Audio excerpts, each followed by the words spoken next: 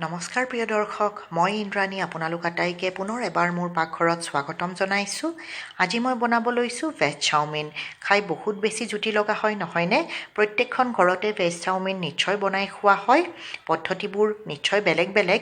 আজি মই যি পদ্ধতিত আপোনালোকক ভেজ চাওমিন বনাই দেখাম, খাবলৈ বহুত বেছি জুতি লগা হয়। বনোৱাৰ পদ্ধতিটো অতি সহজ আৰু ভেজ চাওমিন ঘৰতে কিদৰে ৰেষ্টুৰেণ্ট ষ্টাইলত বনাব পাৰিব আৰু ইয়াৰ টেষ্টটো কিদৰে আপোনালোকে এনহান্স কৰিব পাৰিব তাৰ টিপছ আৰু ট্ৰিক্সবোৰো মই আপোনালোকক এই ভিডিঅ'টোতে দেখাম।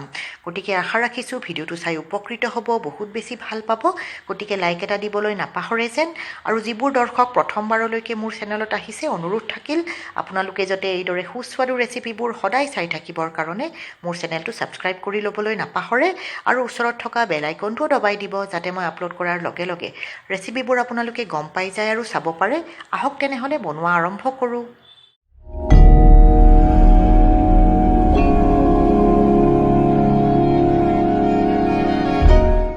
প্ৰিয় দৰ্শক, প্ৰথমতে এটা চচপেনত মই সৰহকৈ পানী লৈ লৈছোঁ আৰু পানীখিনিত টিস্পুনেৰে এচামুচ নিমখ দি দিছোঁ আৰু এয়া চচপেনটো মই গেছত বহাই দিছোঁ আৰু নিমখখিনি পানীত মিক্স কৰি লৈছোঁ।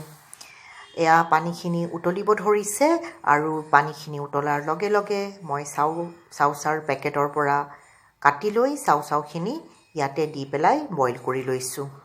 এতিয়া আপোনালোকে চাব পাৰিছে চাউখিনি খুব ভালদৰে খুব সুন্দৰকৈ বইল হৈ গৈছে। খুব এটা বেছি বইল কৰিব নালাগে। এয়া চাওক, দুটা আঙুলিৰে চেপি দিলে পটককৈ সুন্দৰকৈ ভাঙি গৈছে আৰু বেছি আঠালেটীয়া হোৱা নাই, একদম পাৰফেক্ট হৈছে।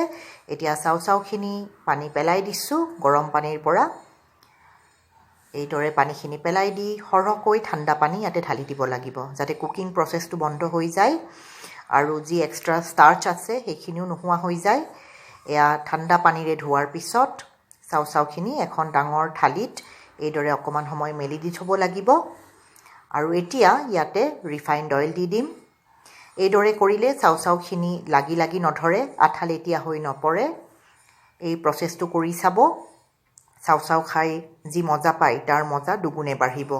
এয়া তেলখিনি খুব ভালদৰে মিক্স কৰি দিলোঁ চাউখিনিত। এয়া ৰেডি হৈ গ'ল।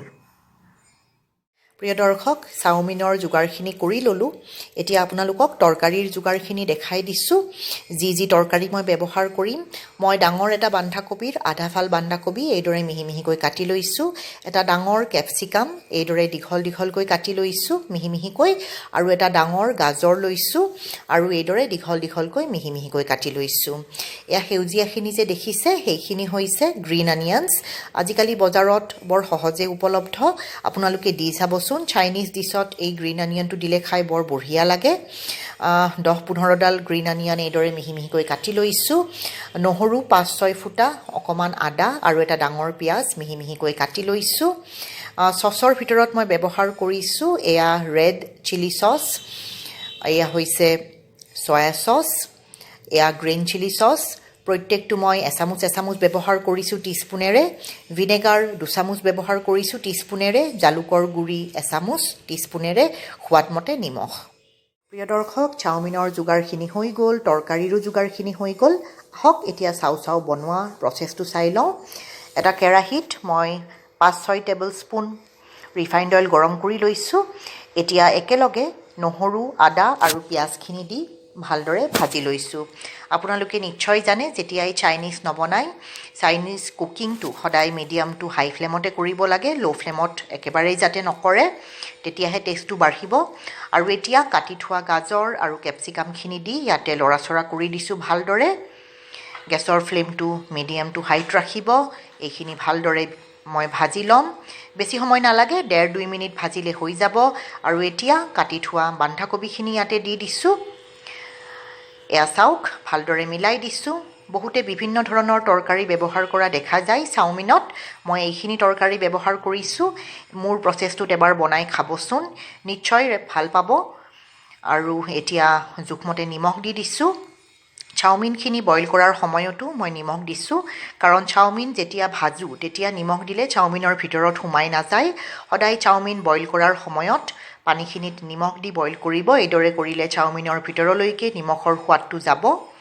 তৰকাৰীখিনি 2 মিনিট সময় ভালদৰে ভাজি উঠাৰ পিছত বইল কৰি থোৱা চাওমিনখিনি দি দিছোঁ আপোনালোকে নিশ্চয় লক্ষ্য কৰিছে চাওমিনখিনি একেবাৰে আঠালেটীয়া হোৱা নাই কাৰণ মই ৰিফাইণ্ড অইল দি লৈছোঁ চাওমিনখিনিত আৰু চাওমিনখিনি দিয়াৰ লগে লগে একেলগে soya sauce green chilli sauce red chilli sauce আৰু ভিনেগাৰখিনি দি একেলগে জালুকৰ গুড়িখিনিও দি দিছোঁ আৰু এতিয়া খুব ভালদৰে মিক্স কৰি দিম গেছৰ ফ্লেমটো মন কৰিব মিডিয়াম টু হাইতে ৰাখিব আৰু খুব ভালদৰে এইখিনি মিক্স কৰি দিম তৰকাৰীৰ লগত একেলগে যাতে মিলি যায় প্ৰিয় দৰ্শক ভিডিঅ'টো যদি এতিয়ালৈকে চাই আছে নিশ্চয় ইণ্টাৰেষ্টিং পাইছে গতিকে লাইক এটা দিবলৈ নাপাহৰে যেন মনত পেলাই দিছোঁ এয়া চাওমিনখিনি খুব ভালদৰে মিক্স কৰি দিছোঁ 2 পৰা 4 মিনিট সময় চাওমিনখিনি ভালদৰে ভাজি ল'লোঁ চাওমিনখিনি প্ৰায় হ'ব হৈছে আৰু এতিয়া শেষত এয়া কাটি থোৱা মিহি মিহিকৈ গ্ৰীণ অনিয়নছখিনি দি দিছোঁ গ্ৰীণ অনিয়ন দিয়াটো অপশ্যনেল হয় দিলে বহুত বেছি ভাল লাগে আপোনালোকে যে ৰেষ্টুৰেণ্টত খাই বা ষ্ট্ৰীট ফুড হিচাপত যি আপোনালোকে চাওমিন খাই নিশ্চয় ভাল পায় কাৰণ তাতে ভৰপূৰ মাত্ৰাত গ্ৰীণ অনিয়ন ব্যৱহাৰ কৰা হয় খাই বহুত বেছি ভাল লাগে ই টেষ্টটো এনহান্স কৰাত সহায় কৰে চাইনিজ ডিছবোৰত সেইকাৰণে গ্ৰীণ অনিয়নটো দি চাব ভালদৰে মিক্স কৰি দিলোঁ এয়া চাওক গ্ৰীণ অনিয়নখিনি একদম সুন্দৰভাৱে পমি গৈছে 2 মিনিটতে পমি যায় বেছি সময় ভাজিব নালাগে এয়া আমাৰ চাওমিন ৰেডি হৈ গৈছে ভেজ হাক্কা নুডলছ বা ভেজ নুডলছ বা চাওমিন যিয়েই নকয় শুনাই যি নামেই নিদিয়ক খাবলৈ বহুত বেছি টেষ্টি হৈছে গৰমে গৰমে এয়া আপোনালোকক ওচৰৰ পৰা দেখাই দিছোঁ গৰমে গৰমে ইয়াক পৰিৱেশন কৰক আৰু ইয়াক সোৱাদ লওক খোৱাৰ সময়ত অকণমান টমেটো কেচাপো দি ইয়াৰ সোৱাদটো আপোনালোকে বঢ়াব পাৰে বহুতে বনাওঁতেও টমেটো কেচাপ দিয়ে মই পিছে দিয়া নাই মই এইদৰে বনাইছোঁ প্ৰিয় দৰ্শক মই দেখুওৱা ভিডিঅ'টো আজি আপোনালোকে নিশ্চয় ভাল পাইছে অতি সোনকালে এই প্ৰচেছত ভেজ চাওমিন বনাই খাব বুলি মই আশা ৰাখিছোঁ আৰু খাই কেনেকুৱা পালে কমেণ্ট এটা কৰি দিবলৈ যাতে নাপাহৰে প্ৰিয় দৰ্শক ভিডিঅ'টো যিহেতু ভাল পাব লাইক কমেণ্ট আৰু শ্বেয়াৰ নিশ্চয় কৰিব বন্ধুবৰ্গ আৰু পৰিয়ালবৰ্গৰ লগত শ্বেয়াৰ কৰিবলৈ নাপাহৰে যেন আজি সময় উলিয়াই আপোনালোকে মোৰ এই ৰেচিপিটো চালে বহুত বহুত ধন্যবাদ পুনৰ লগ পাম অতি সোনকালে আৰু এটা নতুন সুস্বাদু ৰেচিপিৰ সৈতে ধন্যবাদ